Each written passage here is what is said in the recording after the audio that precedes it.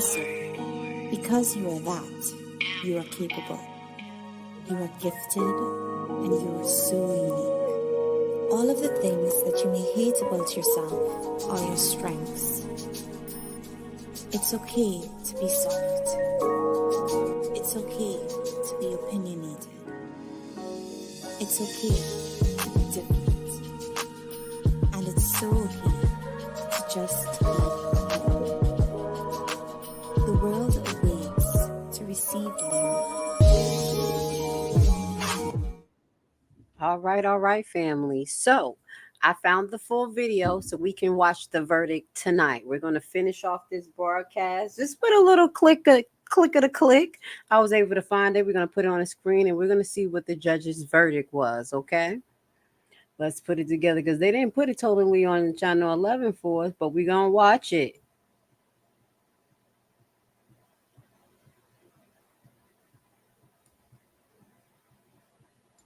So can I speed it up just a little bit till we get started?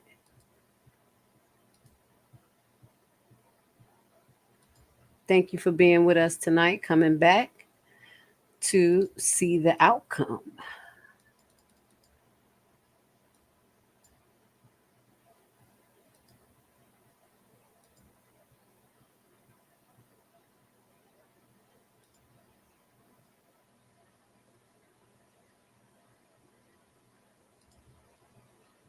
Can we get it? And his client is here. Let's go. Ms. Rivers, are you ready? Okay.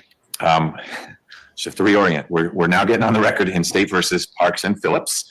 We have our prosecutors here. Mr. Menendez and his client is here. Mr. Rowe is back. Good to see you, sir. The other Rowe did a phenomenal job in your stead. We voted for her to be a permanent replacement, but here you are. And Mr. Parks is here. Deputy Gordon tells me that the jurors have reached a verdict in both defendants' cases. And so it is my intention to bring them out here so we can receive that verdict.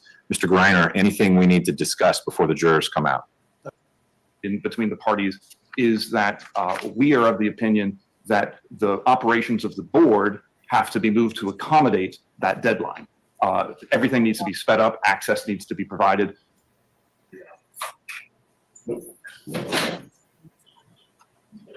Sorry, guys. Make sure we're on the right page here.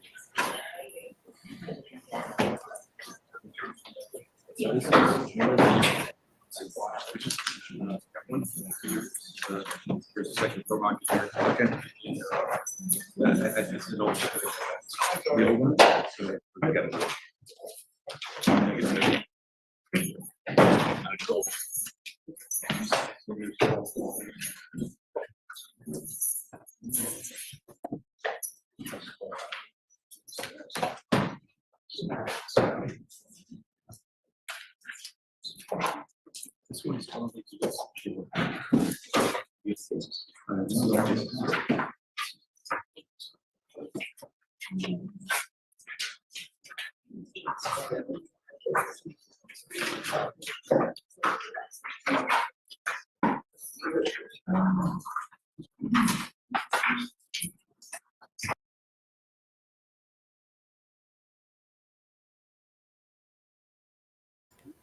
Bear with me.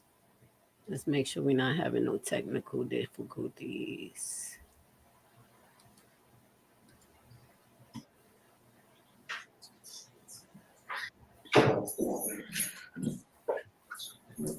I gotta stay on the page.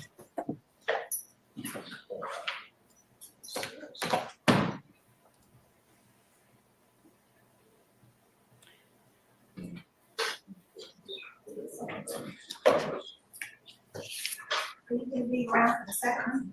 Did you want a copy of the transcript?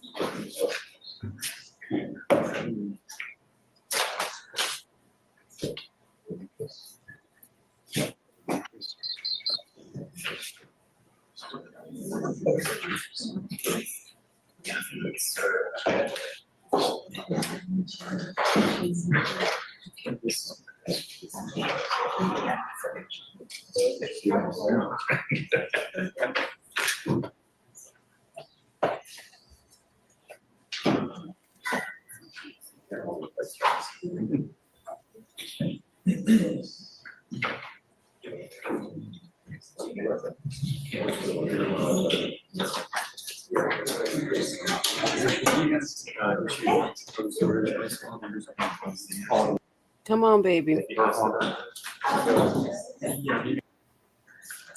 We'll get to it. Hold on.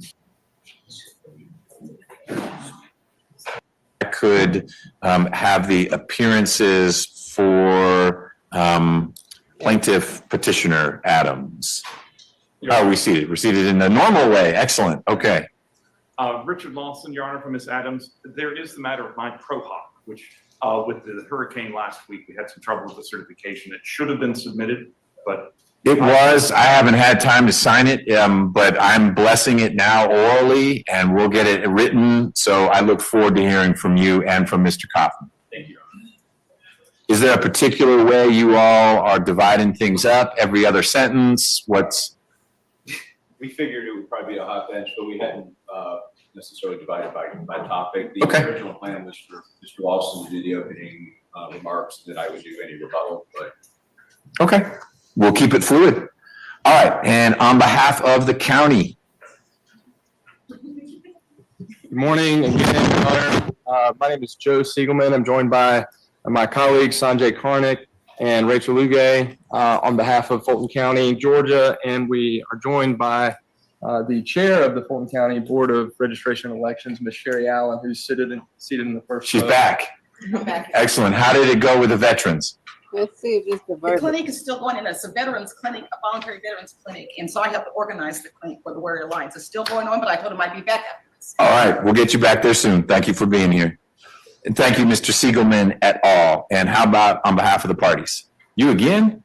Ben Thorpe on behalf of TPG, I will almost certainly be retired. Did you get that on the record? Almost. Good. All right. Good morning again, Your Honor, Daniel Holshot, Democratic Commission. Good morning. You were short and sweet, so if you need to talk more, that's fine. Thorpe and Volchak. Got it. All right. All right. I'm going to ask the same questions that I asked at the outset of the Abhiraman matter. And I'll start with Mr. Lawson, Mr. Kaufman. Is there any disagreement from your client side that certification of the November 5th, 2024 election is mandatory? No, Your Honor. And that the deadline to do so is 5 p.m. on November 12th of this year? Technically, no. I do think it's actually the 11th. Technically, yes. I think it's the Monday afterwards at 5, or is it It's a Tuesday? holiday on Monday. Oh. as well. So it will be the 12th. So then, no, Your Honor, there is no objection. Okay, all right. I had taken the 12th as the magic date, but whatever that date is, we're agreeing it's mandatory. Correct. Got it. Okay. And I'm assuming, Mr. Siegelman, you don't take a different view on that. Correct, Your Honor. We believe certification is certainly mandatory by 5 p.m. on the 12th. Okay, great. Then I think our discussion is healthily cabined to is the work of superintendents ministerial or discretionary as they lead up to their ultimate role of certifying the elections. And I will turn then to Mr. Lawson for you to share with me what you want in your opening remarks. Sure. So one of the key things that we try to make in our brief is that there is a great deal of authority vested by the legislature to superintendents to look for mistakes, errors, and fraud. One of the issues that we have tried to paint in our briefing is that the history and structure in Georgia has created some issues between the formerly individual probate judge or ordinary judge being the superintendent and then boards. I think a lot of the complexity that has come up and the issues currently before the court come from how a multi-member bipartisan board is to execute duties that had been envisioned by the legislature by an individual. The issue of hitting that mandatory deadline of certification is very easily done minutes before that deadline by one individual. It becomes much more difficult. I hazard a guess that the primary difference in opinion between the parties is that we are of the opinion that the operations of the board have to be moved to accommodate that deadline. Everything needs to be sped up, access needs to be provided, and in order to hit that deadline. There is one other point, which I think I should probably reference. I think the court alluded to it in the Abhiraman, if I'm getting that right, case, where the court mentioned that there was at least one jurisdiction where I think the court resides, where a member did not vote to do this. And so let me just kind of grab that issue, because if I don't, I'm sure the court will. There are two questions to bear in mind when approaching that issue of what is to happen when a member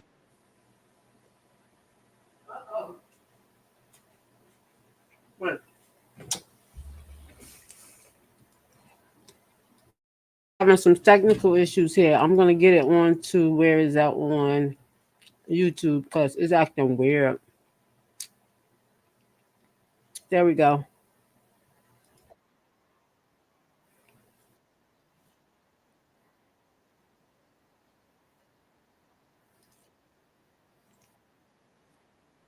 Hold on.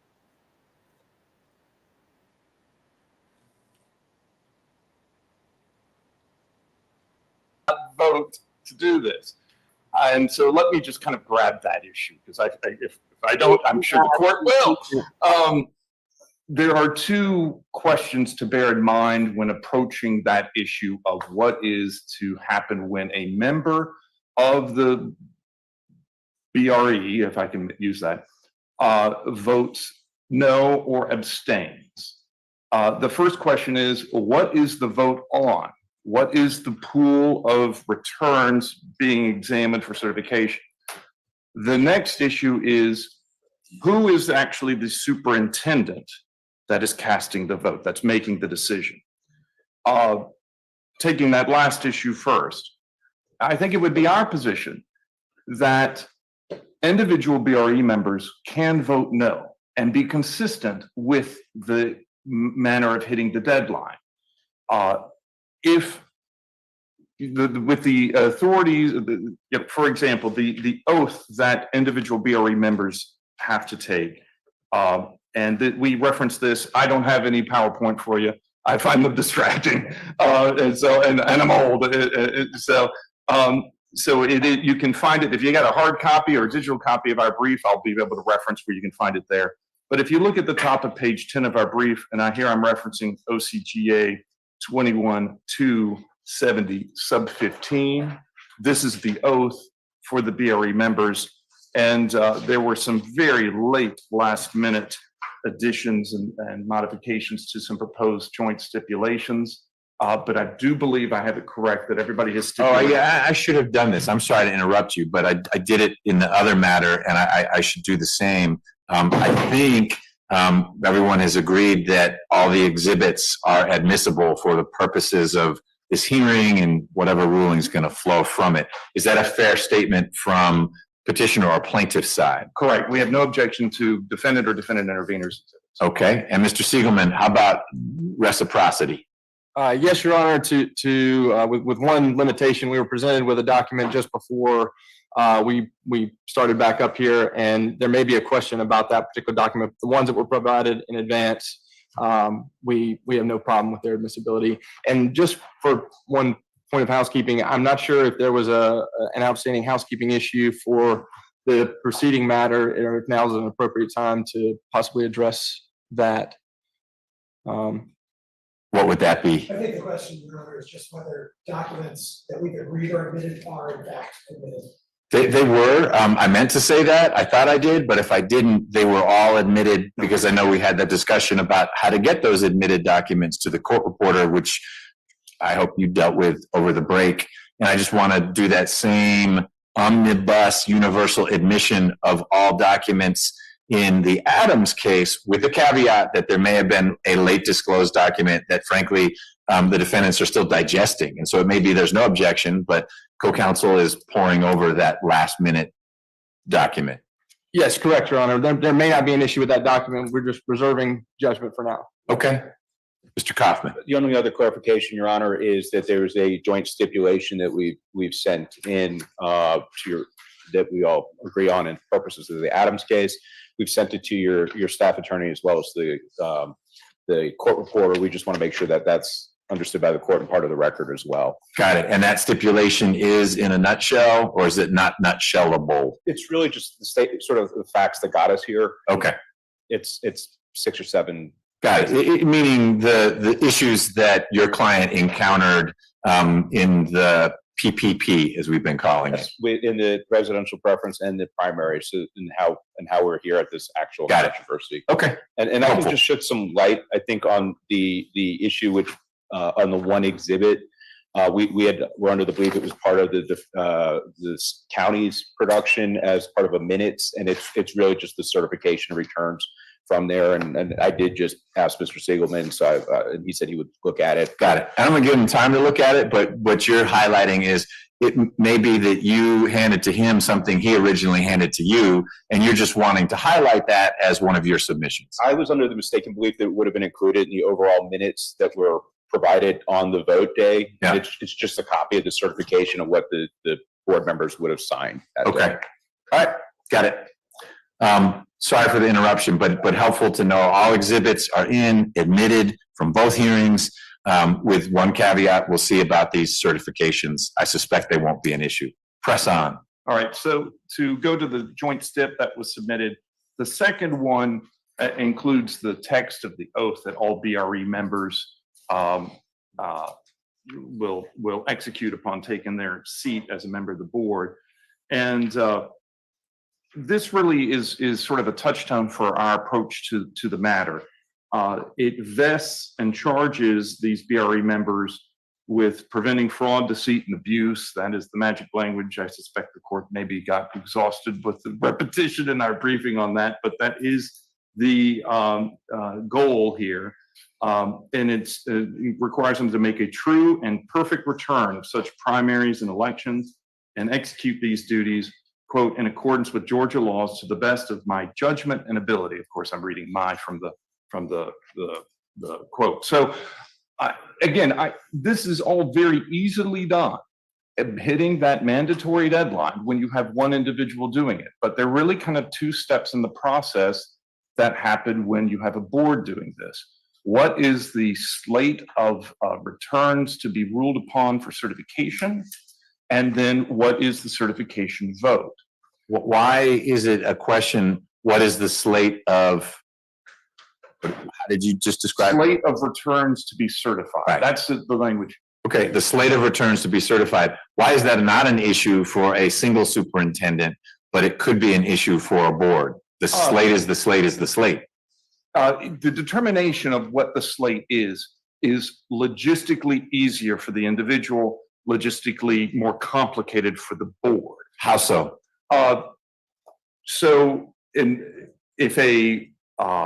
In this particular instance, and this is in some of our. Let me ask it differently, because I'm not familiar with what work goes into determining the slate. Are you saying it's easier when you have a lone superintendent because she does it and she's happy with her work, but with let's say a 5-member board, each of the 5 does it individually, or the rules are, well, you get 1/5 and I get 1/5, and then we combine them all? Because if each does it individually, you're just doing the same thing 5 times, but it should be no more difficult than it is for the lone superintendent.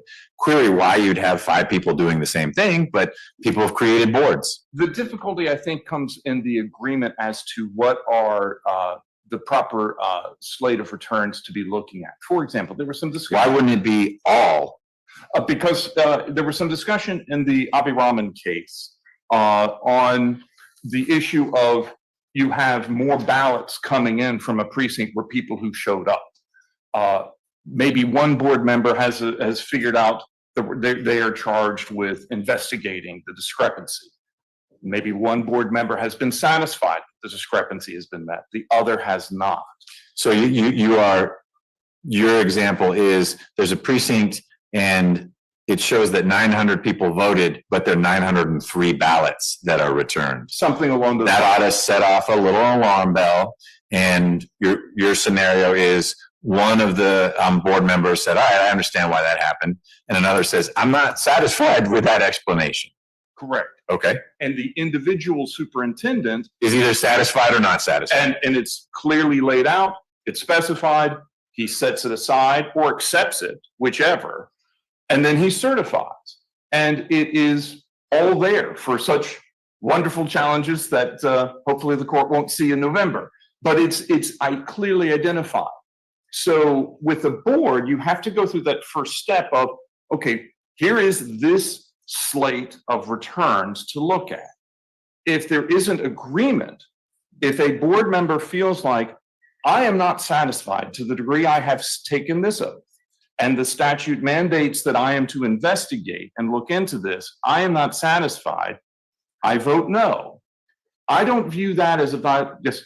But why the vote no as opposed to the, as I said in the previous hearing, the certification dubitante? I got to certify. I must. There's not an option of not certifying. And so the McBurney certification is gold star, and the Lawson certification is gold star. The Adams one is, I'm not even putting a star on it. I have to certify. But see this, there was a problem with this precinct. And how do we have 904 ballots when 900 people voted? I just don't know how the certification process works. So this is an educational opportunity. Is there a single certification and it's got 5 signatures, or are there 5 certifications so that each individual superintendent, if you will, can put her own spin on it? Okay, straight up certification, concurrence with reservation. I need to understand how that works, because if it is the scenario where each superintendent, each member of the board does her own certification, then no is not an option. First of all, I don't think no is an option, but no even more so wouldn't be an option, because you could highlight your concerns. I appreciate my colleague is satisfied by this half-baked investigation that was done at precinct 9. It's ridiculous. 910 ballots, 800 voters. How do you get there? I'm going to go to the DA with it, all those things, and you can put it in your part of the certification. So I think if you go to 493, I believe it is K.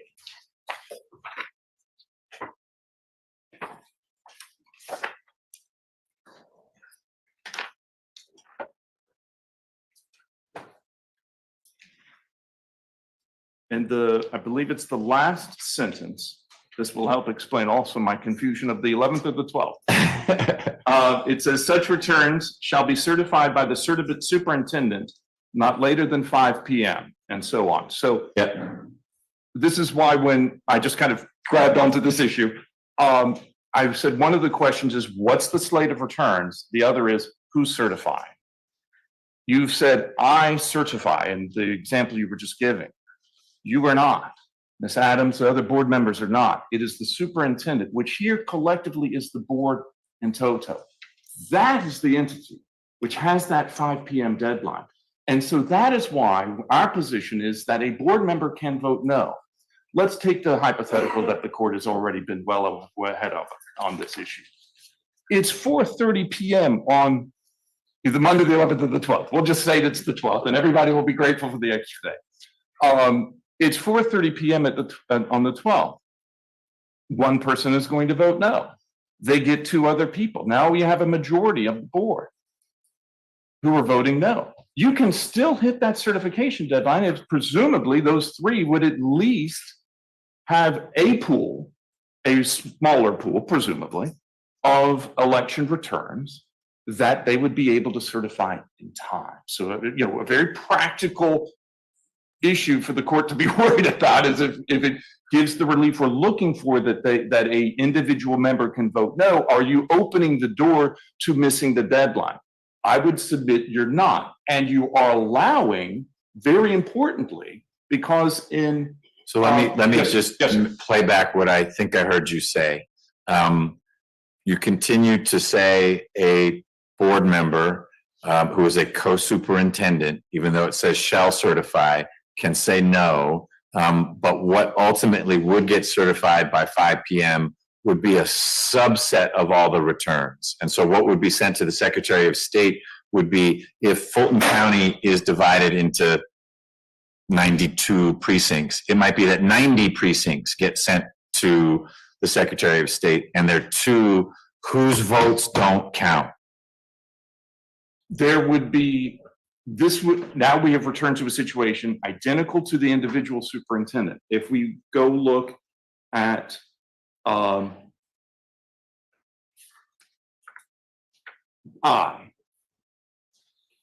if any error or fraud is discovered, the superintendent shall compute and certify the votes justly, regardless of any fraudulent or erroneous returns presented to him or her, and report the facts to the district attorney. Right, but doesn't I say you still have to do it? Like, hey, this something was wrong in this precinct. It doesn't make sense. I still have to compute it, and here's how you compute it. You look at the returns and this and that, but you flagged it. It doesn't say don't compute it. It says compute them justly.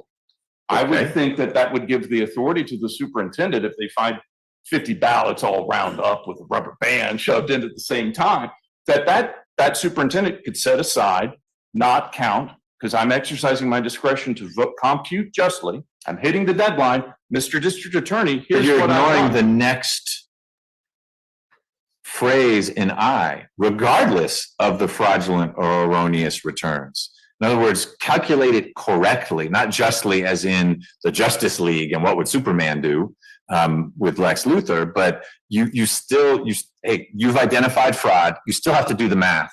And the math is that there were 94 votes for one guy and 84 votes for the other guy. And I'm going to transmit that. I'm also going to go to the DA's office because I've identified that there's fraud, but I still have to do the math. Oh, I absolutely agree that you've got to do the math. I disagree with the court. I think that phrase justly, the word justly, it modifies that next phrase, that the word justly incorporates that.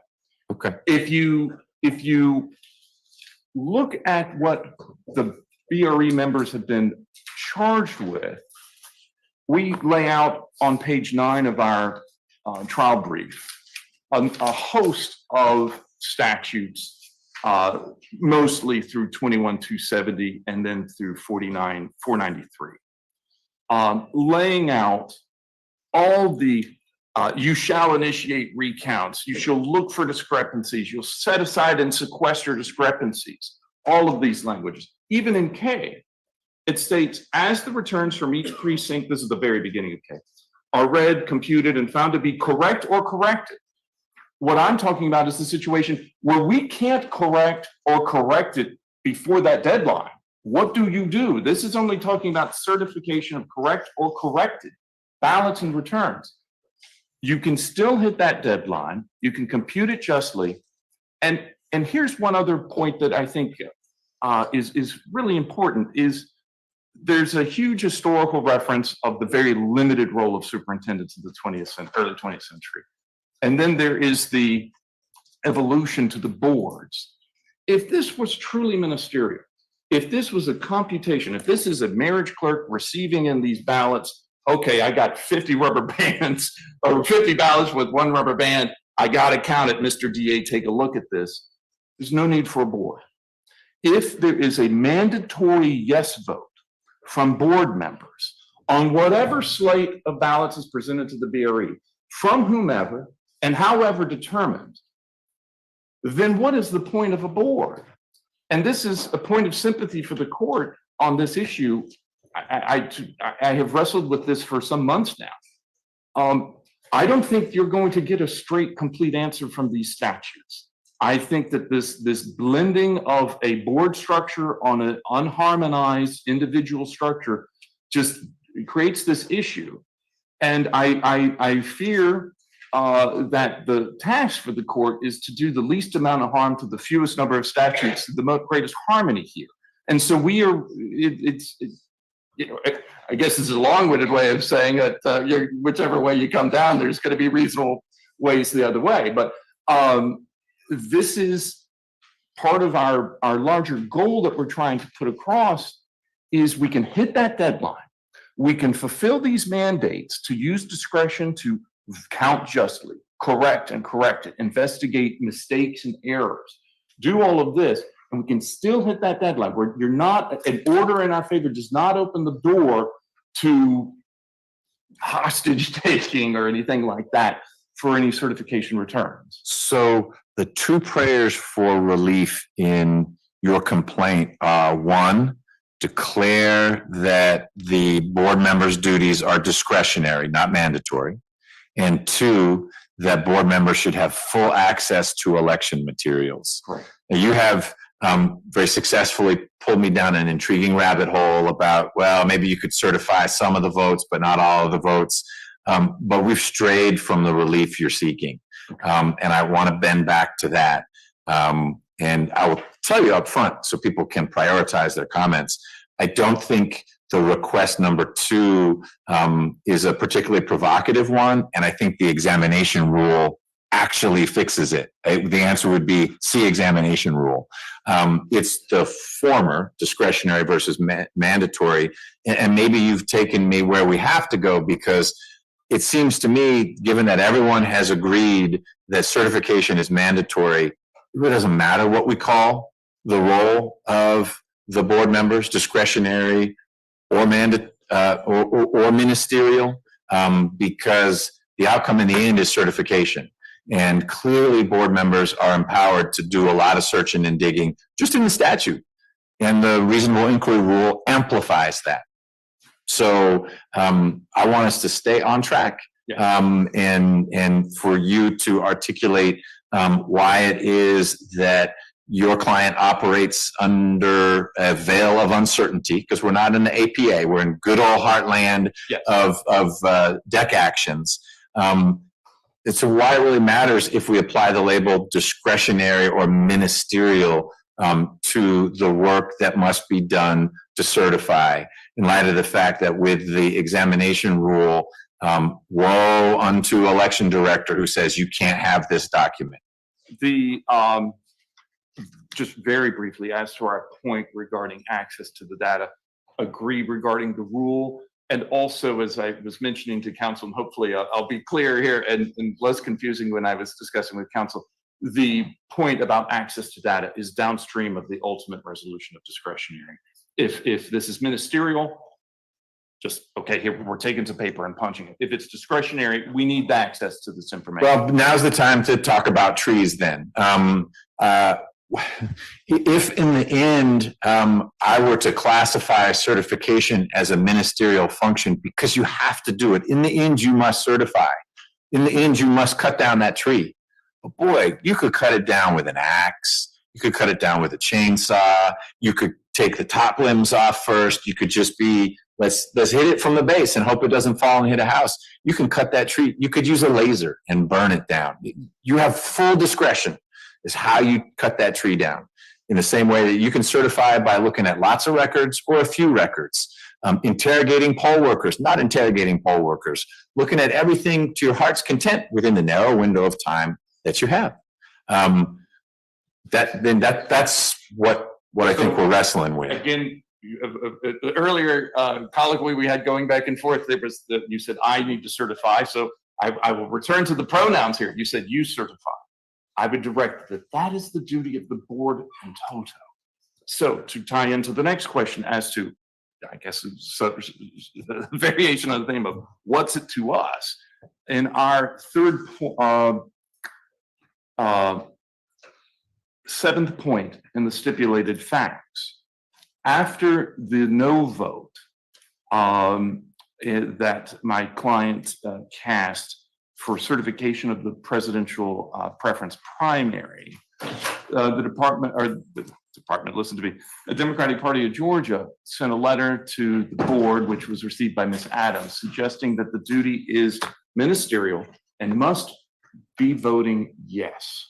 And that's the issue, is when it comes to the election in a few weeks, if she sees things that violate her duties as laid out in pages 9 and 10 of our trial brief, of all those various issues as they relate to her oath, if she sees things that says, if I vote yes, I am not in harmony with my oath, we have a conflict. The letter suggested that the no vote would be subject to mandamus, even hinted at a potential for criminal liability for failure to do it.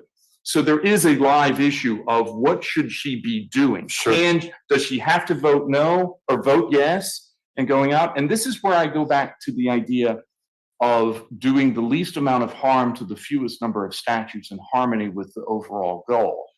If this is purely ministerial, you don't need a board.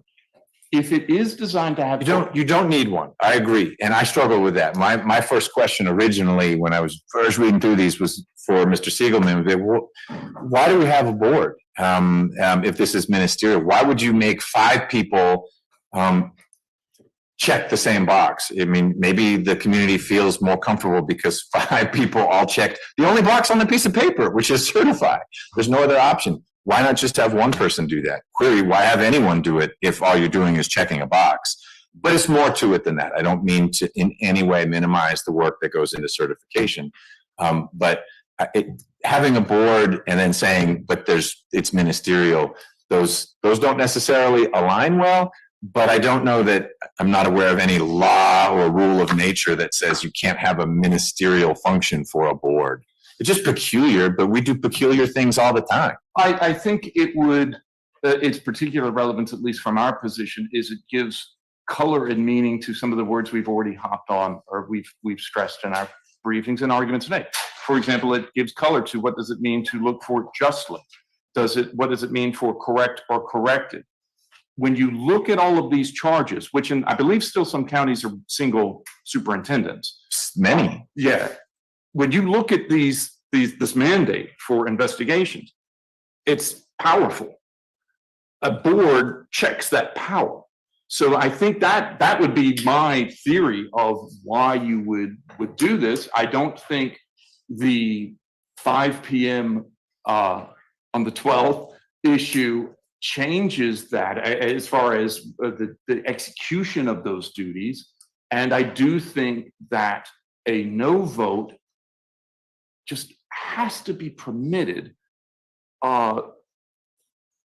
without threat of mandamus, without suggestion of potential failure to honor legal duties. It has to be permitted to give life to these issues. And if that one dissenter brings 2 other with them, you can still hit the deadline if you move quick enough. And you clearly itemize what you have, what you don't like, you forward to district attorneys as appropriate. The parties, the candidates jump in with the litigation. It's all clear and you've hit the deadline. So, Okay.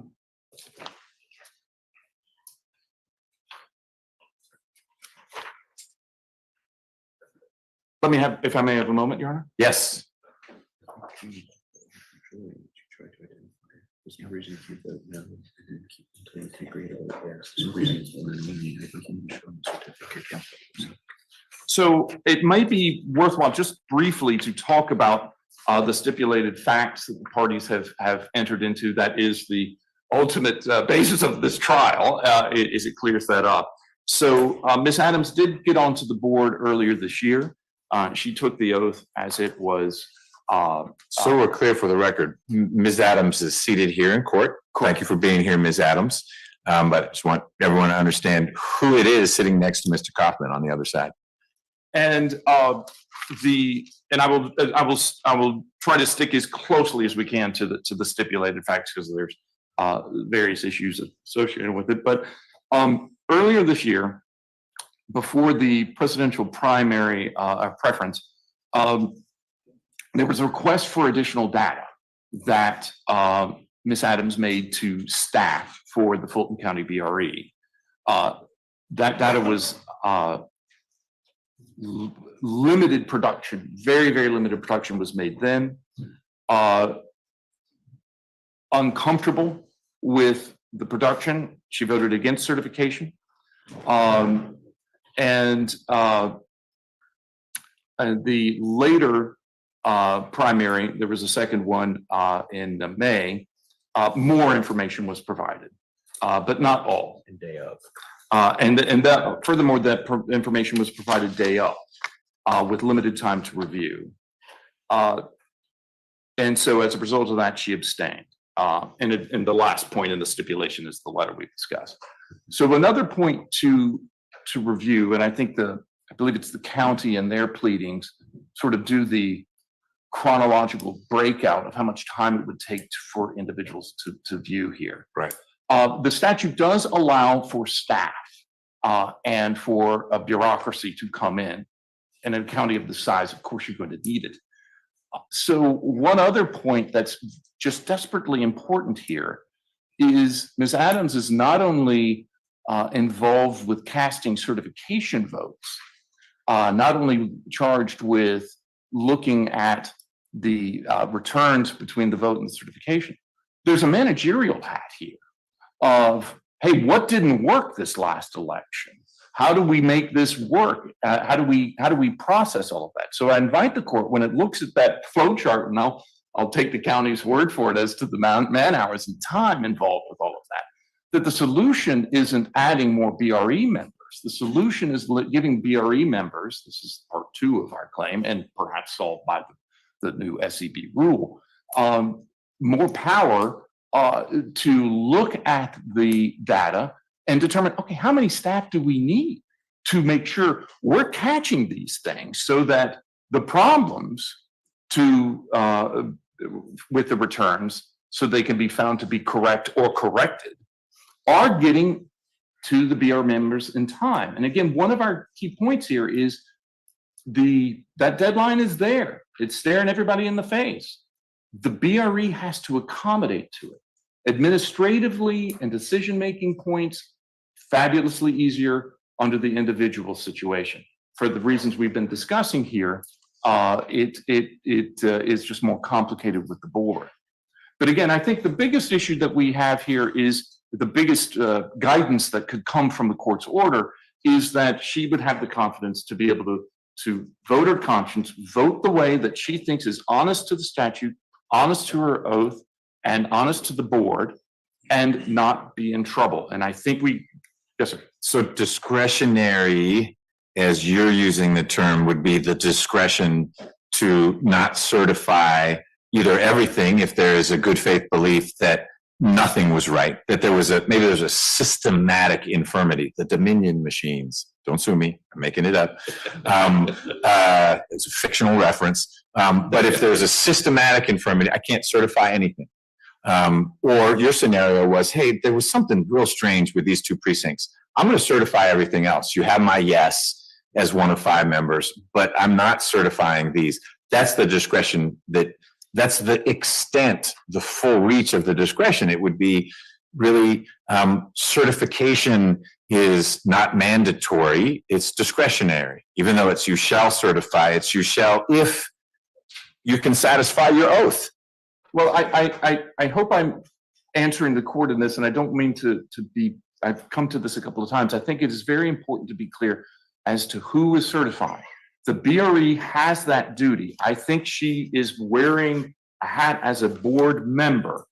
If we should get to this in a second, but if each of the board members ought to have the same obligation. And so if a board member could not certify for all the good reasons you've described, then there could be no certification. It could be because we all agree those Dominion machines, boy, they didn't work. And so we're not certifying. That doesn't seem to be an option, not certifying. Yet if an individual board member has the discretion not to certify, you are creating a situation where the board doesn't have to certify, and thus the superintendent doesn't have to certify. That seems to be in conflict with the law, not in harmony with the law. That would be a problematic ruling, I think, from me to say discretion encompasses the ability of a board member to decline to certify some or all of the votes. But don't worry, because I'm only one of a group, and it's really the superintendent who certifies, which is all of us. But it wouldn't be just Ms. Adams, it would be every member of that board who'd have that same right. And you could very easily have an outcome where there's no certification. How is that consistent with the law? Because I think the court is suggesting there has to be a mandatory yes vote, but it begs the question of yes vote on what? What are we certifying? So I'm not saying yes or no. I'm just reading back to you, shall certify. You can call it a yes. I'm calling it certifying. If it's not certified, maybe that's a maybe vote. Maybe that's a not today vote, but it's not certified. And you have failed to meet your legislative mandate. And I'm hard pressed to subscribe to a degree of discretion that would empower the superintendent, which is composed in this county and many others of multiple people. It would empower a superintendent not to certify. I don't think the superintendent has that discretion to not certify. Let's stay away from yes and no, to not certify. You shall certify. You'll certify to the degree you're certifying just as ballots and returns that are correct or have been corrected and have been computed justly. That pool shall be certified. What that pool is has to be determined by 3 votes. The board by statute can only operate by vote. I'm not suggesting for a moment that the board or the board members can ignore that duty to do that by that time. Okay. But I am suggesting that you could vote no as a board member and be consistent. And if 3 vote no, practically, we're going to assume that there is some subset of justly computed votes of corrected or correctable returns that hits the definition with a clear identification by the superintendent writ large. These are suspect. Got it. So the certification under your view of discretion could be from any number of counties. We are certifying 40% of the votes or 60% of the votes or whatever. And it doesn't matter the percentage, less than all. It's creating this new form of certification. It's a partial cert. I guess each vote that meets the criteria is fully certified, grade A certified, but there would be a category of votes that would be not certified in any number of counties. And I think that's been the law in Georgia since the expansion of efforts to superintendents back in the 60s. And certainly You have a specific example? Because my read, and I'm the novice here, so it is okay to be very, very, Judge, I'm gonna have to talk down to you on this. That's fine. You're not talking down, you're educating me. I'm curious if there's been a situation where certification has been, we're certifying 75% of the votes, these other 25% were not, as opposed to the way I read the law, which is, hey, we're certifying everything. There's some problems with some of these votes. Go have yourself an election contest. Okay. I don't have a historic example. If the court Pause. Any historic example from anyone on the defendant side of that scenario where certification is of less than everything? Your Honor, I do believe we have some case law where that happened nearly 100 years ago, and that's when the Supreme Court stepped in, and I could find the exact language and a description of that case. But my understanding is the one time that happened in Georgia's history, the Supreme Court stepped in and said, no, the duty to certify is in fact ministerial, that all votes must be counted. Okay, and that's one of the older cases that I appreciate you're distinguishing, Mr. Lawson, because the role and the nature of superintendent has F4S, there's much more to it. So I appreciate it's distinguishable in some respects, but it's particularly pertinent from the perspective of there's no partials. You certify. You can certify with all sorts of concerns, but thou shalt certify. You're helping me understand a different perspective. I just wanted to make sure I was properly digesting the full thrust of my role is discretionary, not ministerial claim that you're making. And I feel that I do. Okay. I also want to be mindful of time. Yes. We've gone around on this for a while, but I feel like I've got a handle on it.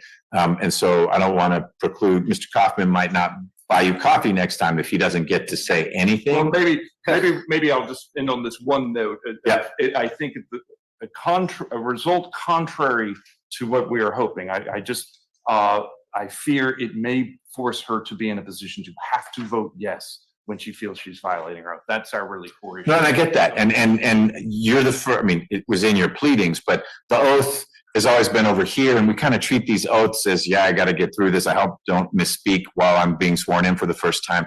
Oaths have meaning, and they have a purpose. Otherwise, we wouldn't have people subscribe to them. And so it's very important to see how that juxtaposes with what you got to say yes. And if there's impossible tension there, something has to give. It's not going to be the oath.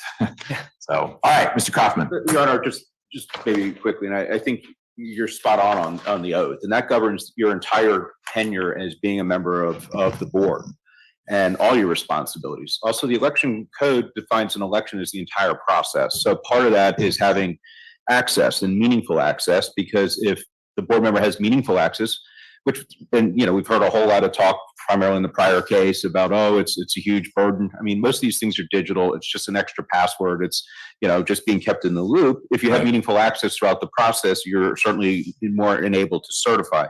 You don't need to spend a lot of time on that, because I agree that more is better, and I'm going to need to be educated by the county how it would be that anyone associated with elections could say no to a board member, an extension of the superintendent, asking for information.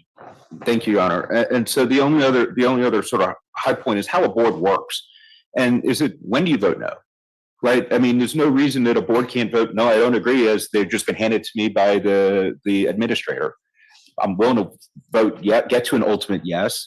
But I mean, boards do that all the time. We take preliminary votes. But the idea that you have to come in at 4:30 p.m. having basically a county with over 1 million people, and you had 4 or 5 hours to do your job, places you in an impossible position. And that's the problem. So that's partly why the board, the state election board, did what they did. The other thing, and this is the exhibit that we haven't reached agreement, but what you made a reference with, which the I'm state not election familiar. board for the reasonable access, and I would argue that that's discretionary in the board member of what reasonable access do I need in order to fulfill my job, and that's part of discretion versus a ministerial component in my Sure, and I want to be clear.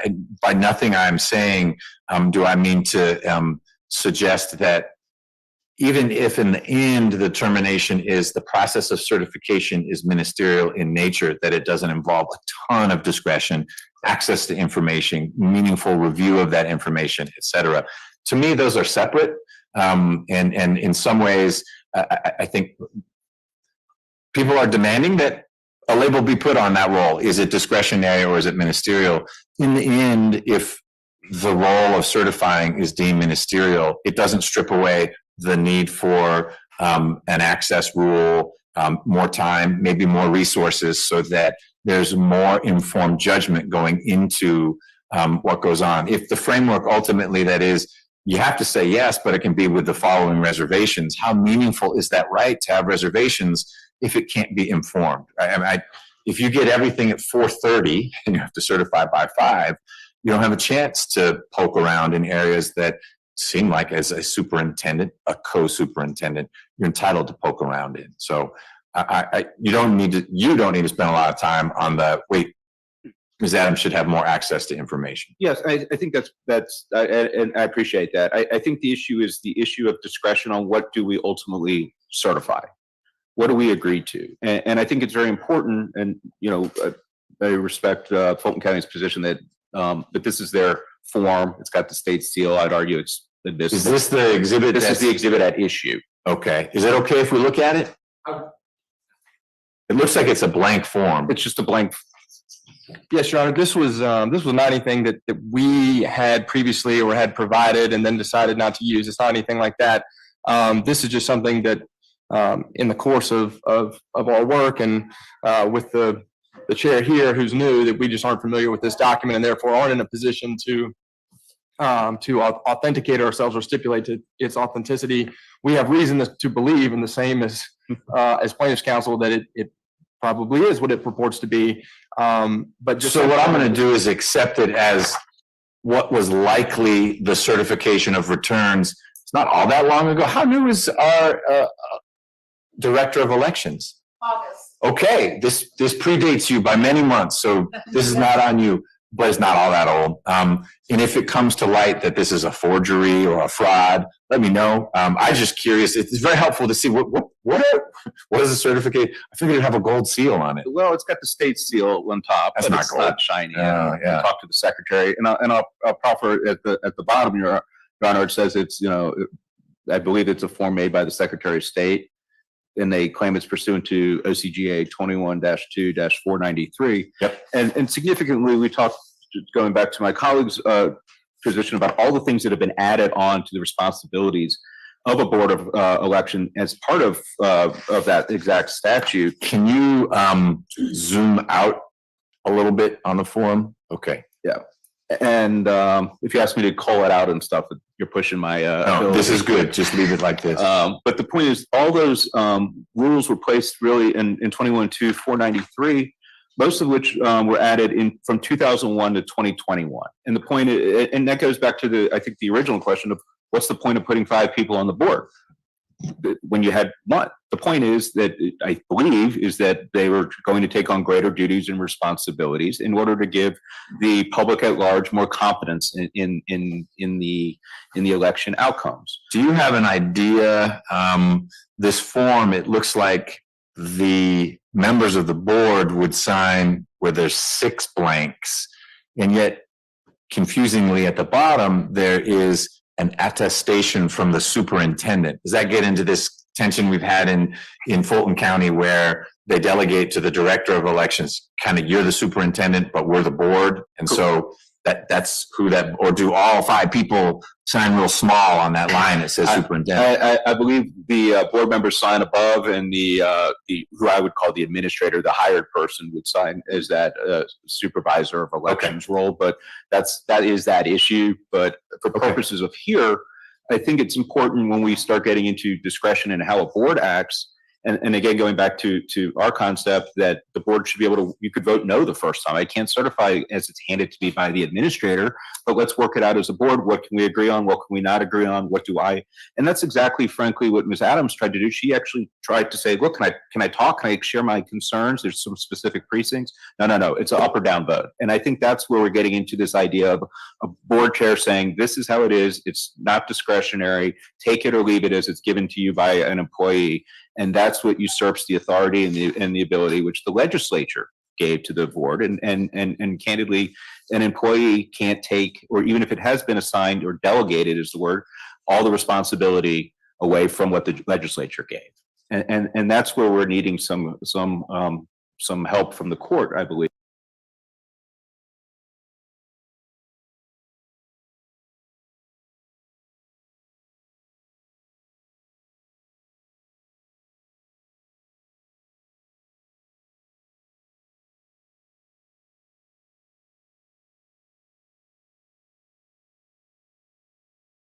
Hold on, the video went mute. I'm over here. I'm going to try to fast forward what's going on, but I'm over here freaking out. Let me see.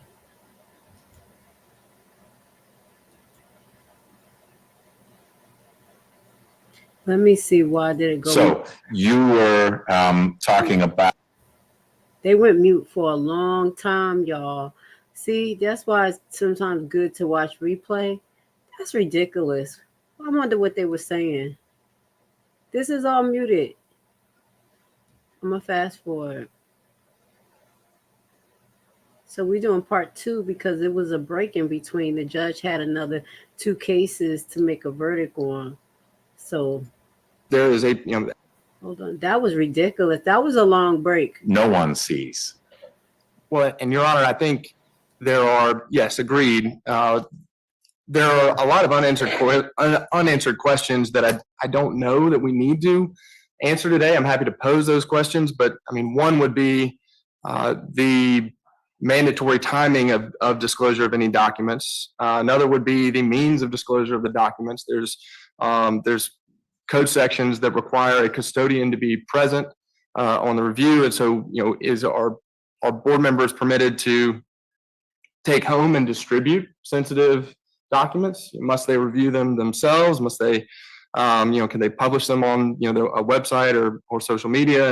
And so protection of the information obviously what is subsumed in the disclosures. And we have an exhibit that's being introduced where there is a trove of election documents that's being provided or has been provided, and I presume would continue to be provided in future elections to Board Member Adams and other board members.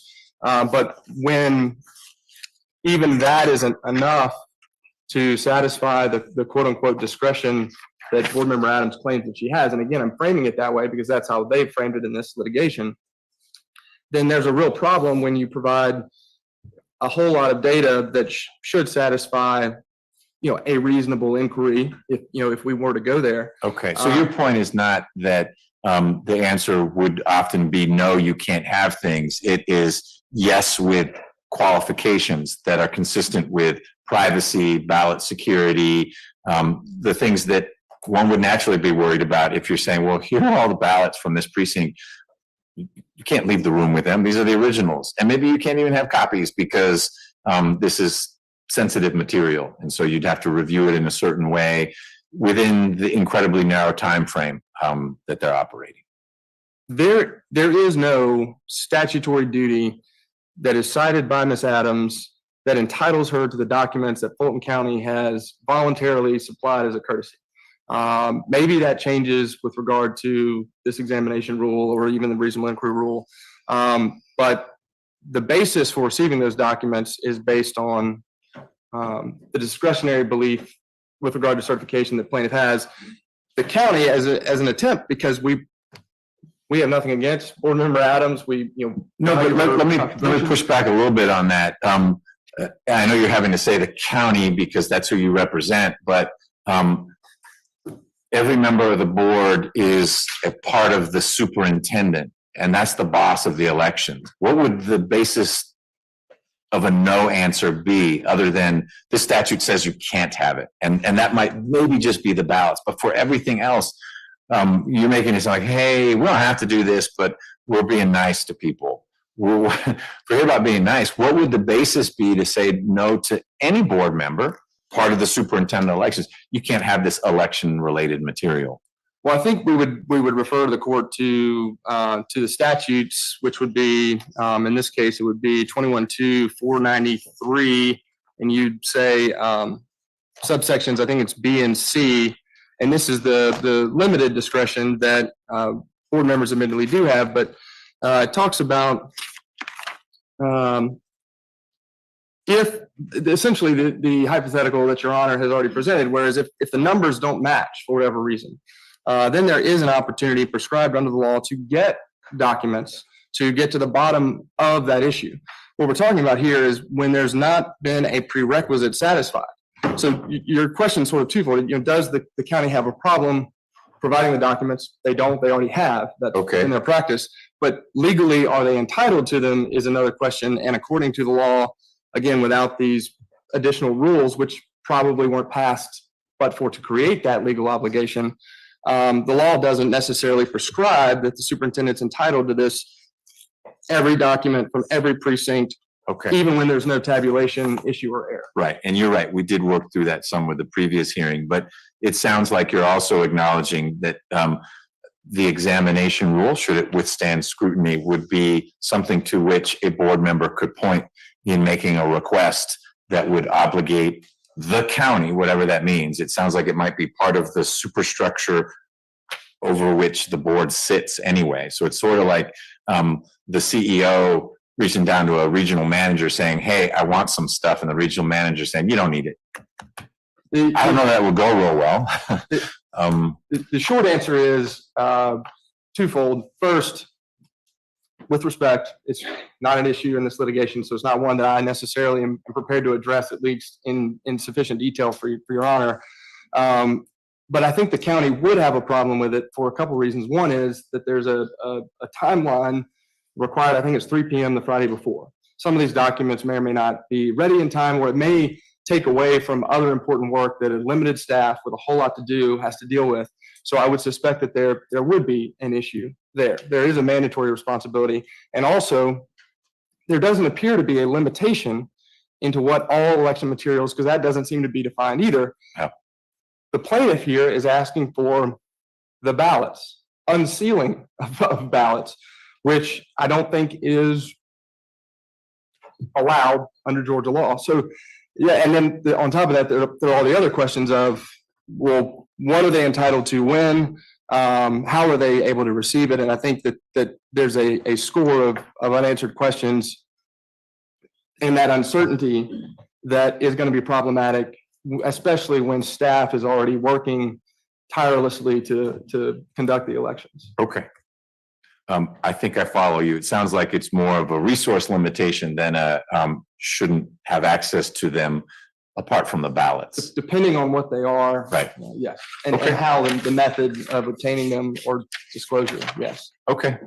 And again, the county is already providing those documents to Board Member Adams and the other board members. So I have a number of other issues to go over with Your Honor. I'm sort of going to go and we've bounced around. I'm not going to go in any particular order. The first is just, I want to be sure that I asserted, and this is included in our brief, but we believe there's still a tangential sovereign immunity issue here. And in particular, we believe that this matter is in fact barred by res judicata. Okay. From the You don't need dismissal. to spend time on that. I read that. Okay. And I want to, a little bit about boards. The boards of elections in the state do a whole host of work. It is not just the certification of elections. And this case law, I mentioned the case earlier when the court asked, it was Tanner v. Dean, 106 Georgia 394. This is an 1899 case. There are other cases that followed it. But it's a long line of cases that require superintendents and members to, well, in the case, I think it was superintendents, but that they're required to vote and they're required to certify that it's a ministerial task. But on where boards are, since that line of cases and since the election code has changed somewhat, the mandatory requirement of certification hasn't changed, and the duties of superintendents haven't materially changed, such that all of a sudden these cases that ruled applying to individuals that the duty to certify is ministerial and mandatory, that the change to boards doesn't undo any of that. I'm not going to go through our argument in great length on the difference between ministerial and discretionary. I think the court is already well versed, and of course our briefs go into that issue in detail, acknowledging there's another defendant in this matter and a defendant intervener. If they want to address that, we'll let them. What is an example of something that the board does where the board format makes sense? Because I felt that counsel for Ms. Adams made a good point. Like, how does ministerial certification being ministerial make sense with a board? Why would you create a board? And I know you didn't change this, but there's you alluded that the board does a whole lot of things, and so don't think that the board and ministerial don't fit as a construct, because that's just one thing the board does. And so I thought maybe you had examples of, here are these other things the board does where it makes all sorts of sense that it's a 5-headed entity rather than a 1-headed entity. Well, you're right, Your Honor. The first thing I'd say is it doesn't matter if it makes sense to me. The legislature has prescribed boards. Right. There are many boards in place, and the duties of those boards hasn't changed with regard to certification. So I have to lead that. But yes, there are many other duties that they'll handle, from registration, advanced voting, absentee voting, voter challenges, list maintenance, buying voting machines, and other responsibilities. There's a lot to do.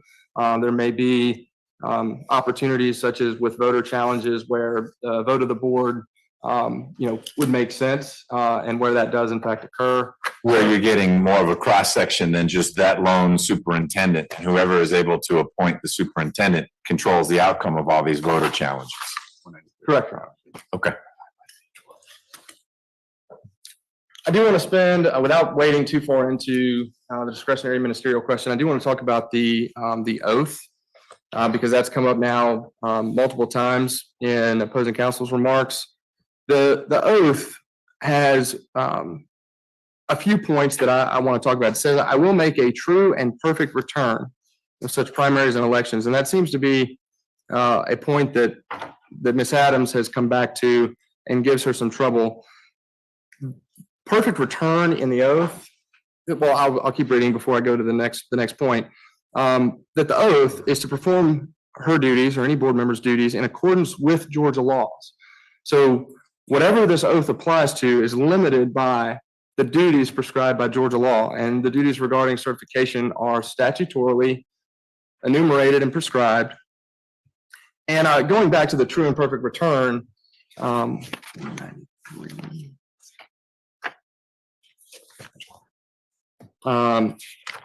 as Your Honor pointed out previously, where if error or fraud is discovered, the superintendent shall nonetheless, I'm adding nonetheless, compute and certify the votes justly, regardless of any fraudulent or erroneous returns presented to him. Isn't adding the word nonetheless a pretty serious editorial? I mean, Mr. Lawson, like, there's no nonetheless in there. I read it the way you do, as in nonetheless is there, but that word's not in there. And I'll explain. So don't add it. Fair enough. Fair enough. I'll explain, why I get there, because I want to go back to this word justly. But the point is, regardless, and that preceding language is not pertinent for this, but regardless of any fraudulent or erroneous returns presented to him or her, the superintendent shall compute and certify the votes justly. My point there is that if there is discovered fraud or error, and yet the law says you certify anyway, then the law says you're certifying a necessarily imperfect return. So my point there is that if we're to reconcile these two, which I think we can and should, that limitation to duties in accordance with Georgia laws, excuse me, in accordance with Georgia laws, has to be taken into consideration, especially in light of provisions like that actually govern the duties of the board and board members. And I don't mean that as the oath is not important. The oath is important. I don't know that you can reconcile it. And the reality is oaths are written so that they sound good when you say them slowly in bite-sized pieces and someone repeats it after you, but they're not meaningless. And there's clearly some tension between a perfect return and a statute that says, hey, even if you think there's some errors, you still need to certify it. To me, it's resolvable by having a certification that has a comment box for each of the certifiers. I know I'm certifying, but I've got concerns about precinct 17. Good. All right. Now it's on notice. And there can be an election contest about that. A district attorney can jump into action. Who knows? And that's another value of having a board, because you have board members who represent different political perspectives who can empower entities that would want to bring an electoral contest based on those concerns. Yes, Your Honor. I'm glad you mentioned the point of even if, as we contend, Board Member Adams should and must certify the election. She has issued, and this is actually included in one of our stipulated, or I shouldn't say stipulated, but they agreed to admissibility on the exhibits. This is exhibit number 13 that, as I understand, has already been admitted. This is Ms. Adams. Is your exhibit 13? Yes. Okay. Correct, Your Honor. This is a certification decline statement that Ms. Adams issued with regard to the presidential preference primary. And the point is, it's such a documentation, such a statement made in conjunction with certification is not only already contemplated, it's already occurring. The difference would be that, depending on how this court rules, if it does rule that certification is mandatory, Board Member Adams could nonetheless still issue a similar statement, but in conjunction with voting to certify the election. So I bring you to the court's attention that what you have mentioned now a few times is actually something that's already done, only Board Member Adams has voted not to certify in those instances. That statement, do you have any idea, was that a statement that would have shown up on her website, or that's something that went to the Secretary of State so that his office was alerted to the concerns, or it would have gone to the relevant authorities only through osmosis and media coverage? I don't have an answer to that. I do know that, or my understanding, I should say, is that it was made at the meeting when certification occurred, or it was presented at the meeting when the certification occurred. So it was made in conjunction with and a part of that process. To the extent it was attached to any official certification, or where it was transmitted or how, I don't have that information. Okay.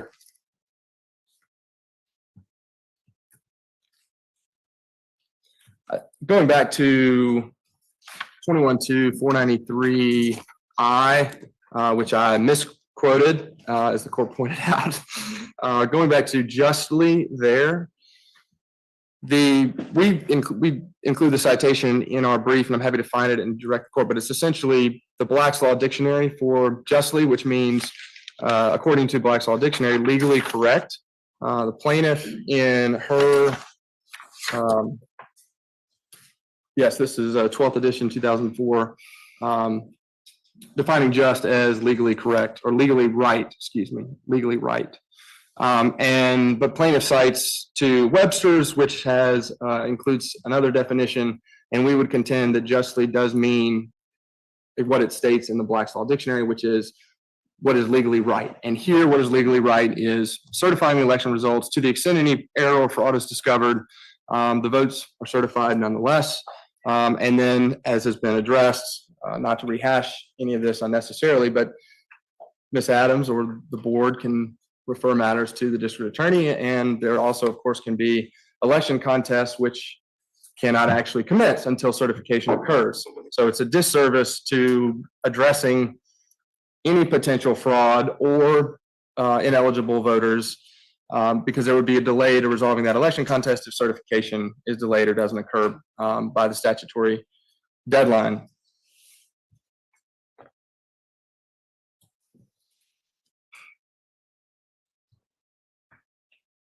Going back to boards just for a minute, plaintiff's counsel has asserted that it's logistically more complicated with board members. While that may be a perception that board member Adams has, if the duties that are prescribed in the statute are followed as written, it's not that complicated. And if certification is mandatory, as we contend that it is, then it's a vote to certify the tabulation, and not to minimize at all the certification process and oversimplify it.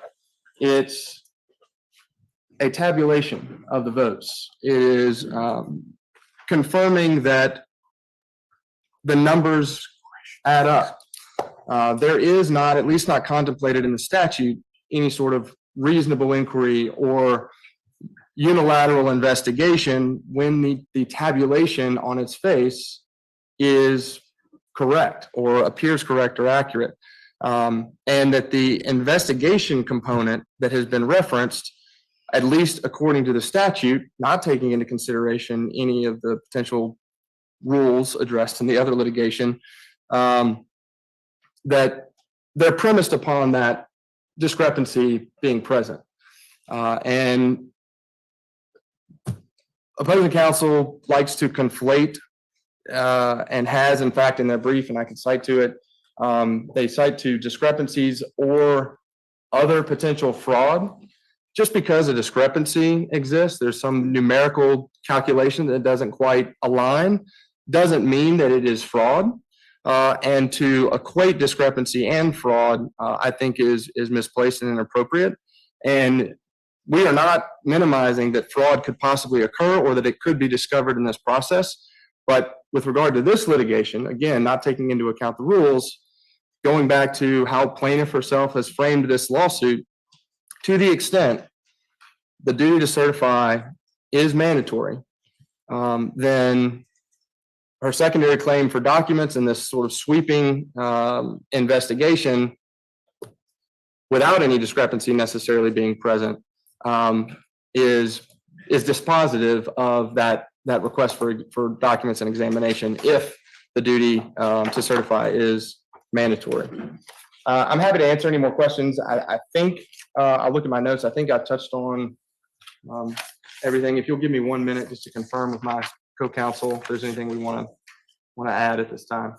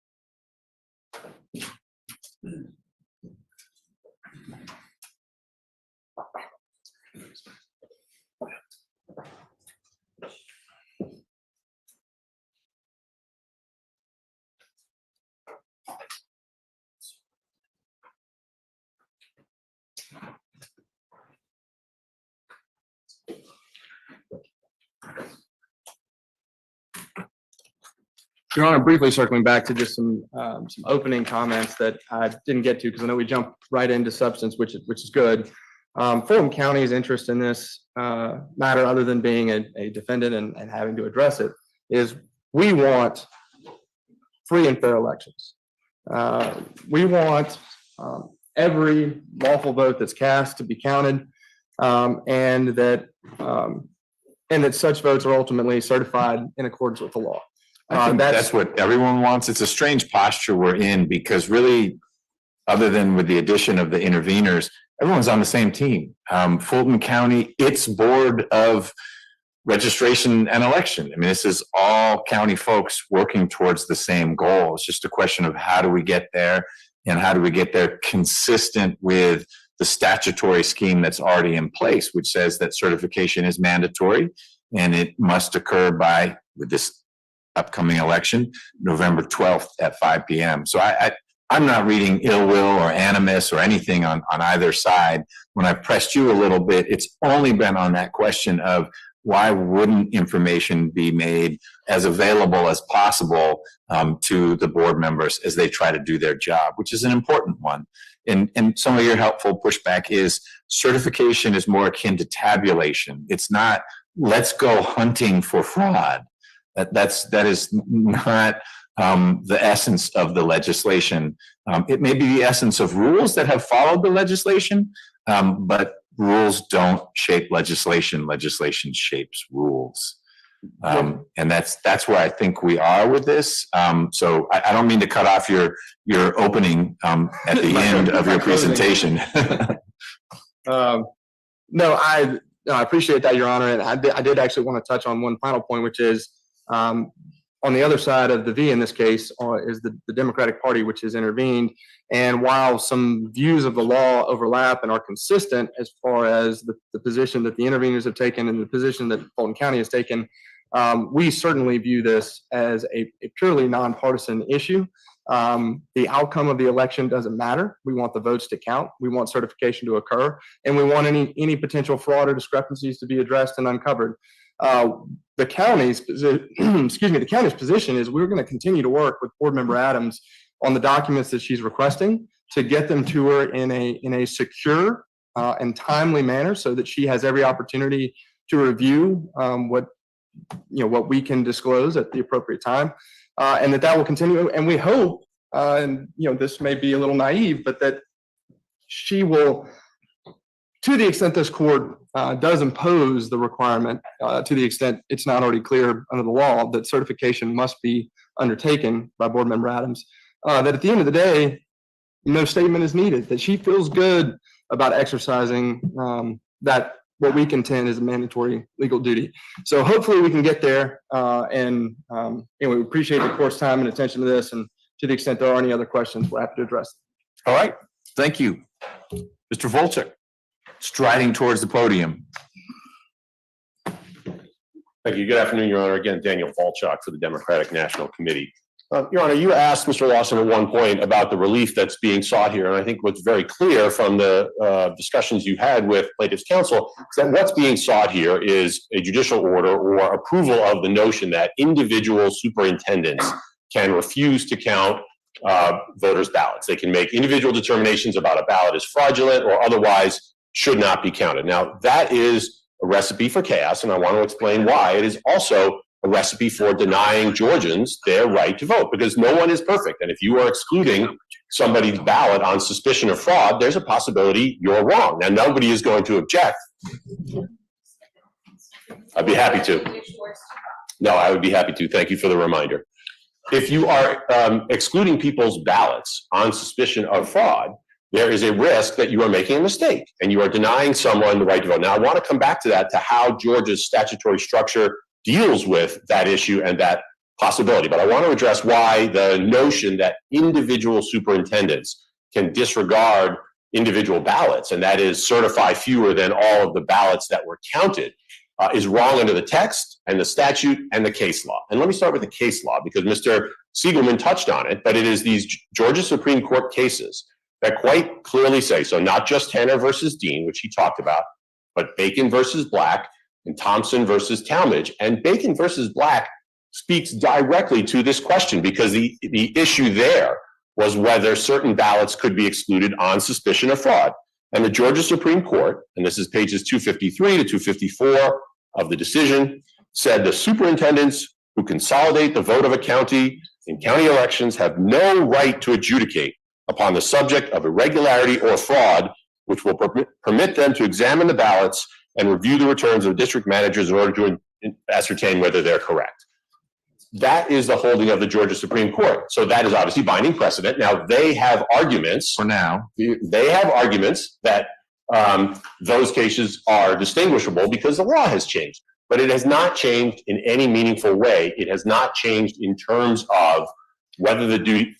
Isn't the primary claim, well, now we have boards rather than superintendents? And Right. that- It's a little more than that, but there's more to the law, but they haven't pointed to, and here is a legislative enactment that says you do have a right to adjudicate on ballots. Right, there is no such legislative enactment. Now, for sure, a number of superintendents are now multi-member boards, but that doesn't change anything, right? There is still one superintendent per county, and that one superintendent can, and we submit, and apparently everyone agrees must, certify by the statutory deadline. Now, that doesn't mean anyone is a rubber stamp. Your Honor was discussing this with some of the other council. Why have multi-member boards? Well, you got to the answer, I think, which is that boards have certain superintendents rather, have duties that are discretionary. And I want to come back to one very important one in just a minute. But when you have discretionary duties, having more people involved instead of a single person, more judgment to bear, hopefully you get to a better result. Another reason, it's a simpler reason, Your Honor, but one person could die just before the election, and then you don't have perhaps a superintendent in office if you had a single member superintendent, not the case with a multi-member body. My point is just the change from individual superintendents to multi-member bodies has no bearing on whether certification is mandatory and whether it includes a duty to certify all of the ballots. Now, why do I say the current statute imposes such a duty? Because there is one and only one time that the legislature has directed that a superintendent has discretion to exclude votes. It's in 21-2-493 B and C. We were talking about this scenario before, not in the context of those particular paragraphs, but it's the scenario Your Honor raised of there are 800 registered voters in the county, there are 900 votes cast according to the machines. In that circumstance, the statute directs that an investigation shall be held, and now I'm going to C here, because this is the provision that really provides the discretion. It says when you've got a paper ballot, superintendent can require the ballot box to be produced, and you recount directly out of the ballot box. And if when you do that recount, you still find that there are more ballots than there are registered voters, or more ballots than people who showed up to vote, then it says, the superintendent may, in his or her discretion, exclude the poll of that precinct. And it goes on at the end of C, either as to all elections or as to some of the elections.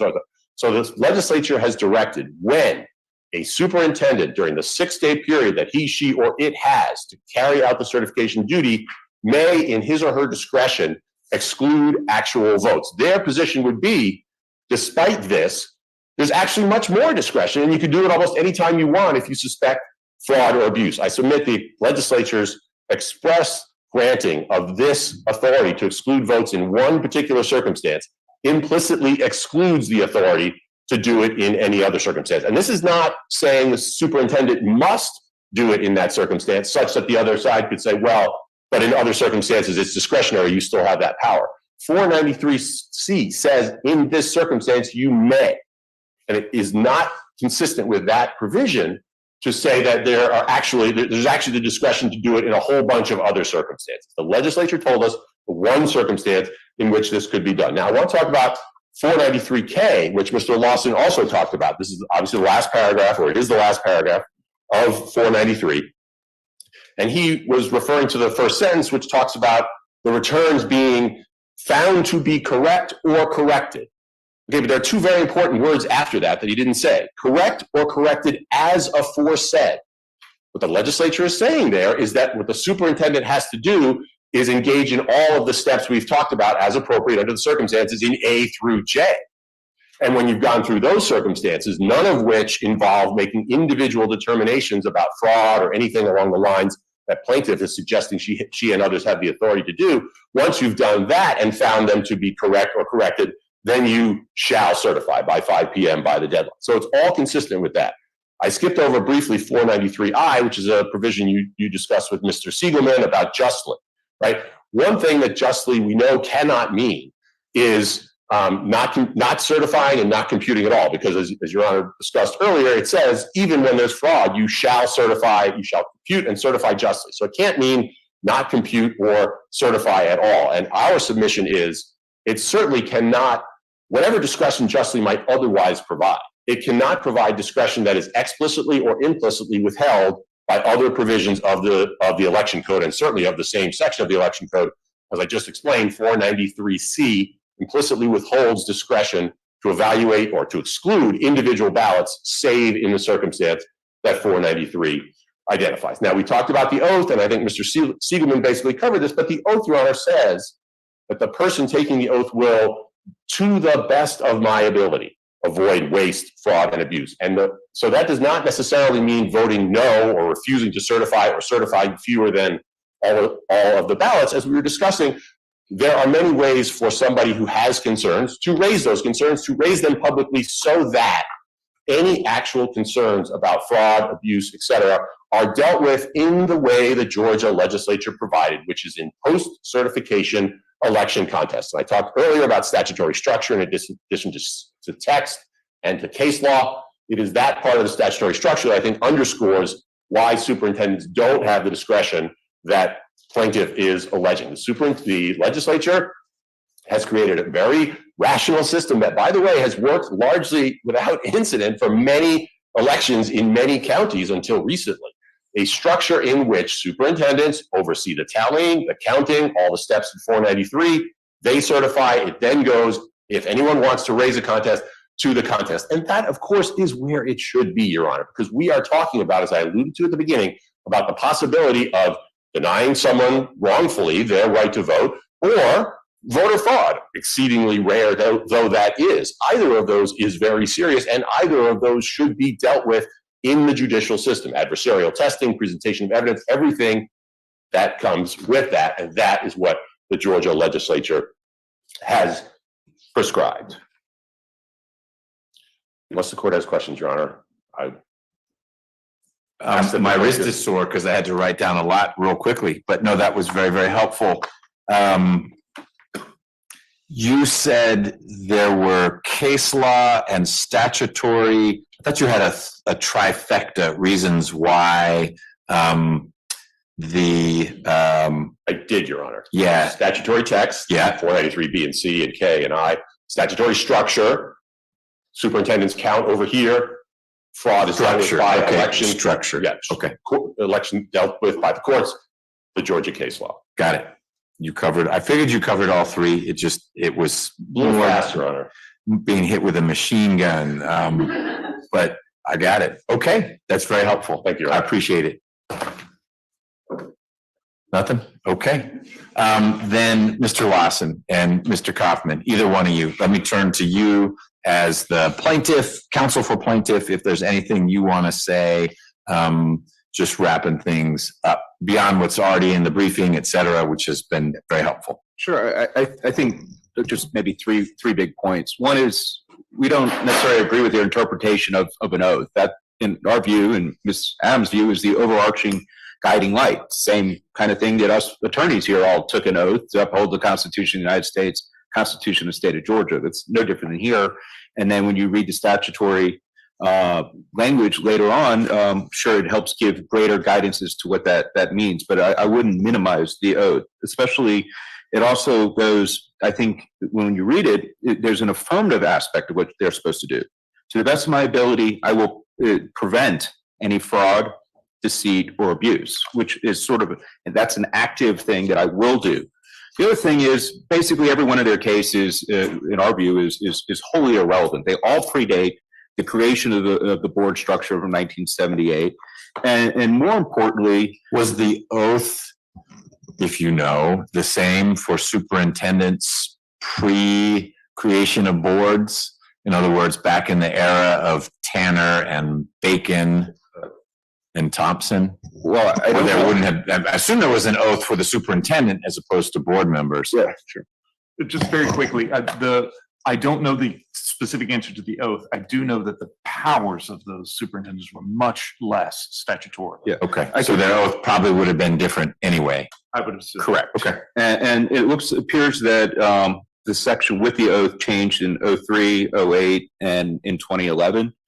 And then significantly, and I think ironically, but OCGA 21-2493, which counsel for the Democratic Party spent a lot of time on, fully expands those responsibilities. It doesn't contract them.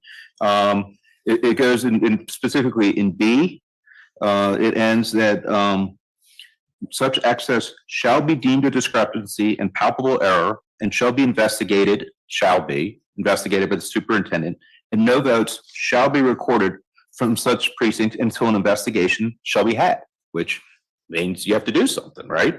And that continues. In C, addressing ballot boxes. If the ballot box is found to contain more ballots than there are electors registered in such precinct, or more ballots than the number of voters who voted in such precinct at such primary election, the superintendent may, again, may being discretionary, and this is important, in his or her discretion, exclude the poll of that precinct, either as to all offices, candidates, questions, or parties and bodies, or as to any particular offices, candidates, questions, or parties and bodies as to which such excess exists. D, the last sentence addresses the same kind of about further returns. Unless it appears by such number of calculations therefrom that such records and such general return correspond, no further returns shall be read from the latter until all discrepancies are explained to the satisfaction of the superintendent. You said that's in D, D's not that long? Sorry, E, Your Honor. Okay, D and E were close together. F, they are next to each other. they are very next to every time, Your Honor. Yeah. The last sentence in F, same issue. No further returns shall be read from the latter until any and all discrepancies are explained to the satisfaction of the superintendent. You know, we talked about G. Here, if the recount shall not be sufficient to correct the error, the superintendent may summon the poll officer to appear immediately with all election papers in their possession. I guess the logical thing is, and then what? Okay, you're here, but clearly they're here to investigate. And you know, it continues on. We've gone through sort of E and F, but the point is, 21-2-493 fully expands, and it clearly shows that she needs access to information as a board member. These are, and I think the court hit the nail on the head. You have the CEO or an employer asking an employee for information, and the employee is withholding it. Okay, instead, we're having our board of election members having to make open records requests to get information that is what they are ultimately responsible for. Additionally, I feel that the county's argument's a little disingenuous when, according to 21-272, primary and election records are to be open to the public. Does that mean ballots? Well, you know, there's ballot images. I think the idea that Ms. Adams wants to open ballots, but we take tabs, we get images of them. That's something, frankly, even ballot images are now open to the public for review. So the idea that she has to wait in line or is denied any information, particularly when it's in digital form, is disingenuous. And it sort of brings you back to the, you know, the Shakespeare, either methinks I protest too much or something's rotten in Denmark, Your Honor. And so that perception is the exact counter as to what public policy has been for and what all the election laws have been in the last 4 years, because we're trying as a state to have greater confidence in elections, and clearly in Fulton County.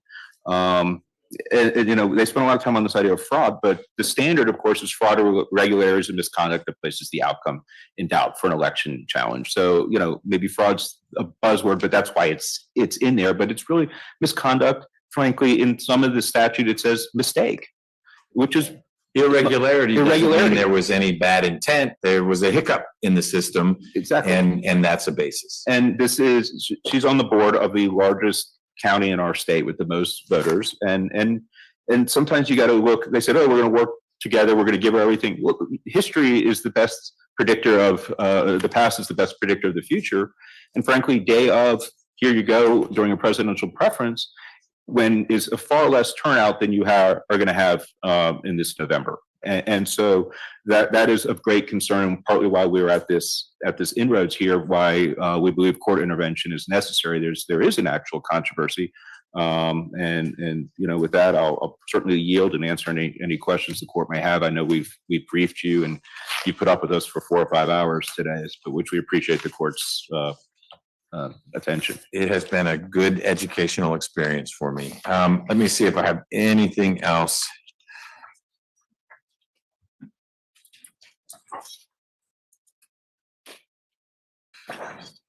Nope, that was helpful. I appreciate that as well. I think we're at a natural closing point. Mr. Siegelman, anything that your head is going to explode if you don't get to say it before we stop? That's really brief. It is very brief. I feel it's somewhat prejudicial the way that the last comment was framed regarding OCGA 21272, that all these records are open to the public, and yet Fulton County is not providing them anyway. I'd encourage the court to look at what's been admitted exhibits, defendant 9 and I think 10, where we list all of the extensive election materials that are being provided, as well as the estimated time when they would be ready. And also that OCGA 21272 specifically contemplates these records being handled by a custodian, and that they are unavailable whenever necessarily being used by that custodian. So Necessarily being used what? Necessarily being used by the custodian in accordance with their duties to conduct the election. Sure, but that's sort of same team. It's this, 21272 contemplates me being able to say, hey, I'd like to see some election records. And an election director saying, check with me in March because November is a bad time. And I get that. But this would be sort of same team. The custodian, I think, would be part of the electoral apparatus for Fulton County, of which the board is an integral part. So Your Honor, a little different. Yes, and Your Honor, sorry not to cut you off. The reason why I framed it that way is because that was how opposing counsel framed it, was that why are we not getting it? It's available to the public. I just wanted to clarify that's not exactly what the code section says. And I also wanted to point out that, to your point, Your Honor, there is extensive election material being provided to all the board members, including Board Member Adams. And then finally, just this part about how 212-493 confers even greater authority. Everything that opposing counsel recited were these if-then statements, where there has to be a discrepancy before this additional investigative authority is conferred. And to the statutory structure, there's nothing in the election code or in the Georgia code at all that contemplates a scenario where certification doesn't occur. Whereas there are specific things that have to happen after certification occurs. So I just want to make that consistency point. But thank you, for Your Honor, for the indulgence, and with that, I conclude. All right. Mr. Volchek? Thank you for your time. The court reporter says thank you, that you have nothing more to say. All right. This has been very helpful. Many of the Avi Rahman people are gone. Thank you for your input as well. Obviously, these are important issues. Regrettably, they're pressing issues, which means I got to jump on it quickly. But I cleared my plate of some other stuff yesterday. So we will turn to that. A very likely scenario is an email from Ms. Niles. It will always go to everyone involved, not just to one side, saying, we'd like a little more thinking about this, or put together some paragraphs about that. And if we are laboring under any uncertainty or think a few more case citations would help, we'll certainly reach out, and we will take it from there. Any procedural questions from anyone from either of the two cases? Folks from the Adams case should make sure that they get exhibits to the court reporter in the same way that you all settled it in the Avi Rahman case. Just all right, y'all. So this was a great learning moment. The verdict was not given in this particular case, so we're going to listen out for the verdict. I thought we had the verdict, but we listened to part 1, and this was part 2, and this one was far more entertaining. And as I mentioned to everyone, this platform is open. no matter what side or what team you decide to choose. But what we ask is for people to, just respect everyone as human beings and look at people as persons, individuals over, what affiliations or they're in or what you believe. So this is how we critical think here. We're going to be showing many different cases outside of Georgia. Fulton County is very hot. There's a lot of cases going on in Fulton County. So we're going to continue to keep you up to date on what's going on with these election cases and hearing that's taking place in Georgia, as well as the other topics that we're highlighting here on Uncensored Enlightenment Talk. We're highlighting Mayor Tiffany Henyard and all her shenanigans, as well as popping in with a little bit of YSL. We have trending topics for you guys, and we have much, much more. So I want to say thank you for being here with Grace Levi on our political corner, because that's what we like. That's what we like over here. So thank you again for being with us, and we will see you next time. Answer. Because you are that, you are capable. You are gifted and you are so unique. All of the things that you may hate about yourself are your strengths. It's okay to be soft. It's okay to be opinionated. It's okay to be different. And it's so okay to just